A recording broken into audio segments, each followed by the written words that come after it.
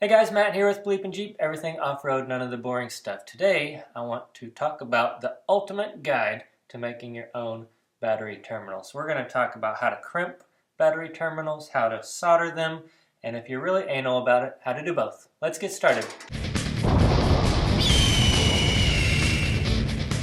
This video is brought to you by TMR Customs. If you're a builder like me, you need to know about TMR Customs. Check them out. Their website is laid out perfectly. I think it's the best in the industry. Everything from building your own suspension, chassis, steering, all the way to axle trusses, lifetime heim joints, and roll cage parts. Check them out, tmrcustoms.com. First, let's talk about the battery terminals themselves. I'm sure you've all seen this style. This is great for a quick fix. Basically, you just strip your wire, shove it in there, and it clamps down on it. Not what I like to use though. I like to use either a military grade or a marine style terminal. And basically what you do here is you take a battery lug and you put your wire in here. You can either crimp it or solder it, and then that goes on here and you tighten that down with the wing nut. What's great about these is that you can add accessories. Let's say you need to add a winch line or whatever. You just start adding more and more of these as you go, and you can get quite a few things on here where it's difficult to do that on the other styles. What we're going to talk about today is how to take one of these and solder it or crimp it. You can also get battery terminals, which I don't have, but you can get them that have a crimp or a solder connection built into the terminal. Then again, that doesn't allow you to add optional accessories like this does. One thing you'll notice when you go to buy these copper lugs is that they're extremely expensive, sometimes $3 to $4 a piece, and that can get really high dollar. Let me real quickly show you how you can make them for pennies. All you need is some copper tubing, flexible, in the right size. You'll need a tubing cutter and a drill. So find the appropriate copper tubing size for the wire that you're going to need, and then all we're going to do is pound out the end. Before you shorten it, use the rest of the tubing as a handle and drill you a hole. If you have the means, go ahead and clean up the edges with the angle grinder or something. A bench grinder would work well for that too. After you're finished, make sure to leave enough for the wire to go in, and then we're going to cut it and we'll be finished. Now if you notice on the bot one, it's flared at the end, and that's to keep it from cutting into the wire. So try to take your tool here and flare it open just a little bit. Alright, so there's the difference. Not professional by any means, but if you're on a budget, it'll work. Here's what we're going to do. We're going to use 3 different types of crimpers. I'll let you make up your mind which one you'd like to use. This one is $20, this one is $29 and came with a set of cutters, and this one is $79. This one uses a hammer, this one uses muscles, and this one uses hydraulics. This one's kind of one size fits all. This one has a limited set of dies, and this one has a lot of set of dies. And what that will allow you to do is multiple sizes of these battery lugs. I can guarantee you in the comment section below there's going to be a huge debate on which is better, crimping or soldering, and nobody really agrees. I'm not going to get into that right now. Let's just show you this first cheap tool. The first thing we want to do is cut the insulation back just enough to fit in there, and the insulation is going to butt up to here. So right about here.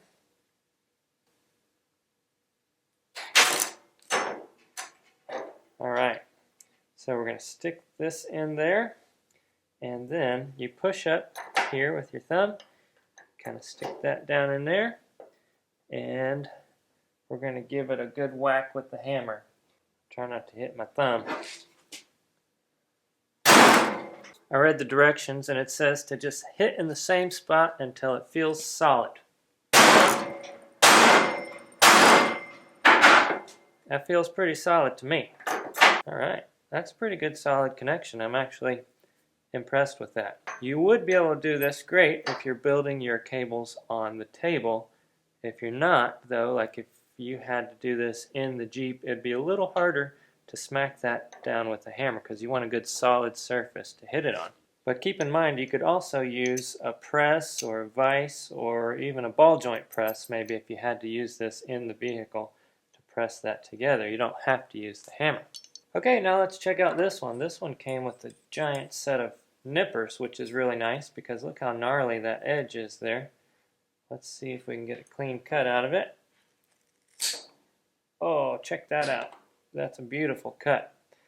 Okay, so for $29, that's not bad since it comes with this. The thing about this one though, it's got a little chart here. It says it'll do from 9 gauge all the way up to 0 gauge. So if you are wanting to do 2/0 gauge or something like that, you're kind of out of luck with this one, whereas this one said it would go all the way up to 4/0.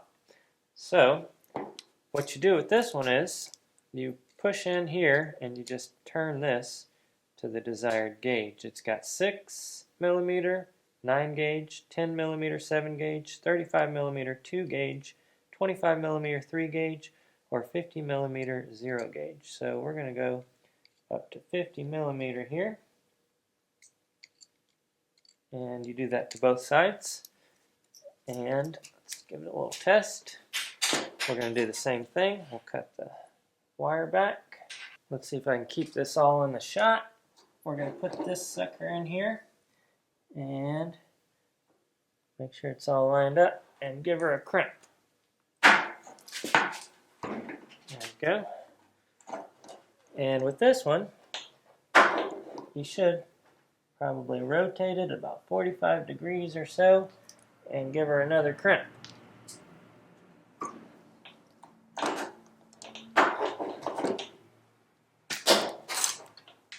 Alright, check that out. That's a pretty solid connection too.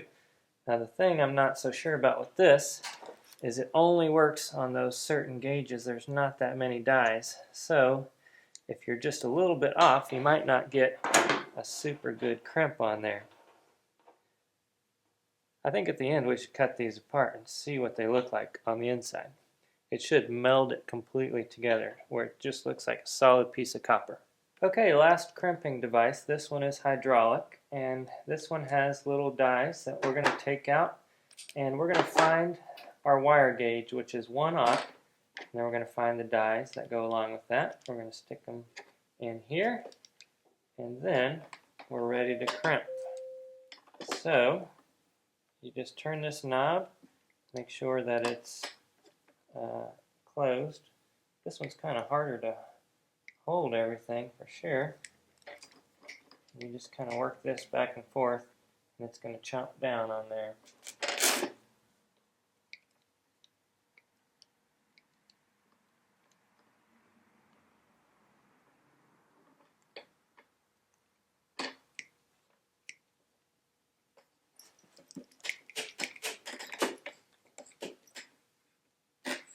There you go. You'll feel it bottom out. I'm going to loosen it up. Just go 1/4 of a turn and do it one more time for good measure. Okay, well there you go. You got your $79 crimp there. You've got your $29 crimp right there, and you have your $20 crimp right there. Now they all three seem to be really good crimps, and I wouldn't hesitate to use any one of them. Now once you're finished, you'll want to put on some heat shrink. Hopefully you put that on beforehand, but if not, usually you can slip it over the end just as well, as long as it's big enough and the correct size. And heat shrink is basically just a covering to help protect from the elements, and if you get the good kind, it has glue inside, which I really recommend. Now all you do is you heat it up from underneath and it's going to shrink, hence the term heat shrink. That'll just keep the water out, keep it from getting gnarly, and it also makes it look a lot better. There you go. That's how you do a crimp style connection. Pretty simple. Let's move on to solder. Alright, next up let's talk about soldering. Now when I say soldering, in this video we're going to be talking about soldering big wires like 6 gauge and bigger, not small wires. In that case you would need just a soldering iron and a little piece of solder. Now I've always soldered my battery terminals before, but when you think about it, it's pretty expensive too, because you need your propane torch, which is like 20 bucks, then you need your electrical solder, I think this is like 12 or 15, then you need your flux, that's probably 8 bucks, so it is expensive as well. And when you're soldering big wires like this, it takes a lot of this solder. Now you can also buy solder in these little chunks like this, and they actually are designed, they have color codes to them, and they fit right down in there. Of course, I have bought the wrong one, it doesn't quite fit, but it's made to fit right down in there and be the perfect amount of solder to solder your cables into, and I'll show you this here in a second. Flux is magic, basically. What it does is it cleans the wire, but what's cooler than that is it makes the solder wick down into the wire. Without it, you're not going to get that wicking. So flux is very important, and this wire here actually has flux in it. This is a 60-40, so it's 60% tin, 40% lead solder with a rosin flux core. But it's always great to have flux in a little can like this, just to add it wherever you need it. Alright, so you're going to take your copper lug and you're going to put it in your vise or something and have it way up at the top so that it doesn't transfer the heat as much. If you put this way down in the bottom, it's going to act like a heat sink and just pull all the heat right out of it. You don't want that. Also, what you want to do, we don't want to be messing around with all these wires like this. So you want a nice, clean set of wires. So go ahead and snip it fresh if it's not already, and then strip it back. And don't mess with it. Just leave it as is. Don't curl it. Don't do anything. And for those of you who are saying, why don't you just tin it so that it doesn't move? Well, I tried that already. It's almost impossible to tin a wire this big. You get some strands, but not all of them. It's just too difficult. Anyway, just cut it, twirl it a little bit so that it's going to fit down in there. Now, what I'm going to do is take some flux and add it into there and just work it in. And this will also help the strands stay in place because it's kind of like a glue or a grease, and it keeps those strands from just flying everywhere. So it helps in more ways than one. Perfect. Now take your solder and pull a lot out because it's going to take a lot to fill this, or you can get the little lugs like I said. That one doesn't fit, so I'll show you how to do it with this. We're just going to heat this sucker until it starts flowing in. So you want to heat down at the bottom here and just flow it in from the top. It might take a little bit to warm up that much. There it goes. It's feeding in. And you don't want to fill it all the way to the top. And you don't want to let it cool. You want to keep it hot so that it stays liquid in there. Keep on adding that until you get, I'd say, about 3/4 of the way.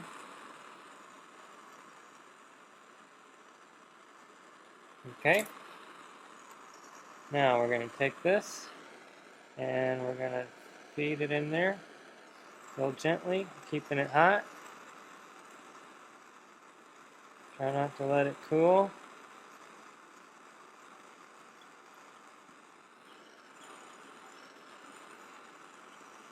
Looks like I got too much solder in there. It's trying to cool because this wire is cold. So just keep heating it.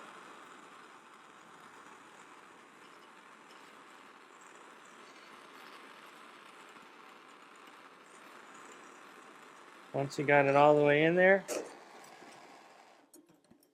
take it off and hold it there for a second, let it cool, and then it will be permanent. Alright, now that's how you solder a big gauge wire into a lug. Now you can see we have a couple of wires hanging out there. I'm going to go ahead and snip those off. The downside to having a solder-only connection is that if you're using this wire, let's say on a winch or something that's drawing a lot of juice and it gets really hot, maybe there's a bad connection. If that gets hot enough, it's going to melt the solder and it will pull right out. So what I've always done is when I'm done with this, I take a punch and come to the back here and just made a punch hole as well to kind of hold it in place if that were to happen.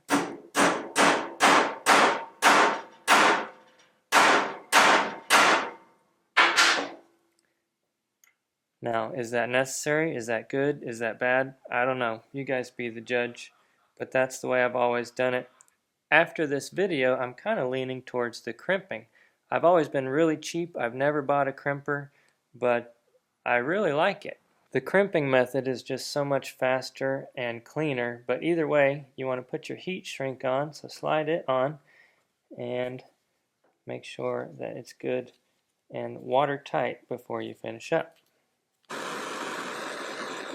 There you have it, a soldered battery lug connection. Alright, so I know there's a few of you that are saying right now, what about crimping and soldering both? Well, honestly, I've never tried it, so let's give it a shot. I've got one battery terminal left, and let's see what happens. The first thing I want to do is a crimp connection, because if you do a solder connection and then squeeze it, it's going to move it around and it'll completely disable or mess up the solder joint. So you want to always do solder last, if anything. This tool right here would be perfect if it had a spring return, but otherwise you have to use two hands because you have to push that back. I need to add a spring right there. That would be awesome. Alright.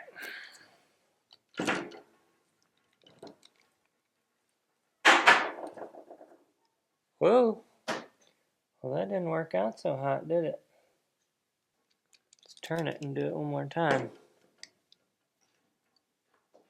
I feel like even though this die says 1/0, and that's the wire we're using, that it's still not quite tight enough. I don't really trust it. So I'm going to move to the 2 gauge and see what that does.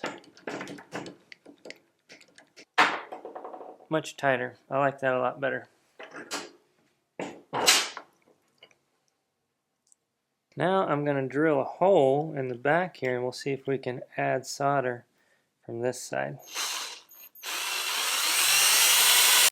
Alright, that was a 1/8 inch bit, and I kind of messed up. I forgot to flux the wire before I put it in there, but let's see what happens. Another negative of using solder on wires this big is that it has to get so hot that it starts melting the insulation off the wire. The rubber just starts melting away. Let's see if that's warm enough to add solder. Oh. Somewhat. Oh yeah.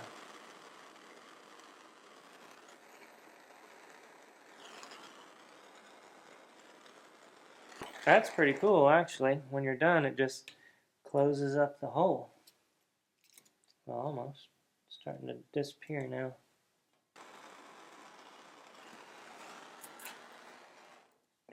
Well, there it is. That one is crimped and soldered. You don't get much better than that, although if the crimp is holding, I don't see why you would need to do both.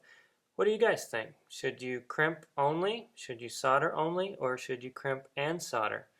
Which method would you choose? And if you had a preferred method before, did this video change your mind? Let me know down in the comments below. Now before we wrap up the video, let's cut all these open and see what they look like on the inside.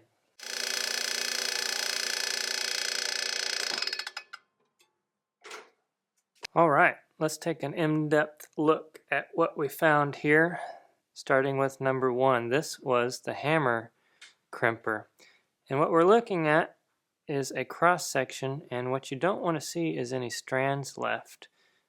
I don't see any strands really on any of these, maybe slightly. You can kind of see the little pieces of them, but for the most part that sucker is one solid piece of copper now. And the reason that happens is because copper is so soft, you hammer it all together and basically it just makes a solid new chunk of metal. Number 2, this was the $29 crimper. And as you can see, there are strands on the back side here, but more than likely it's just because what I noticed on this one is that the die is much thinner than, say, on the more expensive one, where the die is a little bit wider. It's probably 1/2 inch here and maybe only a little more than 1/4 inch on this one, which if I would have cut it further over here, I don't think you'd be able to see those strands, but just letting you guys know. And this is the $79 crimper. Again, mostly one solid chunk of steel there. This is the soldered connection, and you can tell that there is solder in there because it's nice and silver. You can kind of see some air gaps up at the top right there. And this is the crimped and soldered version. If you look carefully, you'll see that solder did in fact penetrate down into the crimp, but not into the sheathing like it did on this one. It'd be really interesting to get a hold of some machinery and figure out the resistance on all of these, although you'd probably need some really expensive machinery because I feel like there's going to be very, very, very minute differences between all of these. But anyway, that's the cross section. Let me know what you guys think, and I think that about wraps it up for this video. Okay, so did you learn anything in that video? Did I change your mind from what you've already been doing? I certainly have changed my mind. I've always soldered, but I didn't realize how easy it was to do the crimping, and cheap too. 20 bucks if you have a place to hammer on. If you don't, 29 bucks. And then if you want the Big Mac Daddy, 79 bucks. It's really not that bad, and the joints seem to be really good. But let me know your thoughts down in the comments below, and if you have any other tips and tricks on soldering or crimping, I want to hear about it. If you liked the video, make sure to hit the thumbs up and subscribe. Again, we do how-to videos, off-road related, 2 to 3 times a week, so make sure to stick around and hit the bell icon for that. If you really like the videos, check out patreon.com/BleepinJeep, where you can get extra perks. I appreciate it. We'll see you next time. TMR Customs, if you're a builder like me, TMR Customs is the place to be.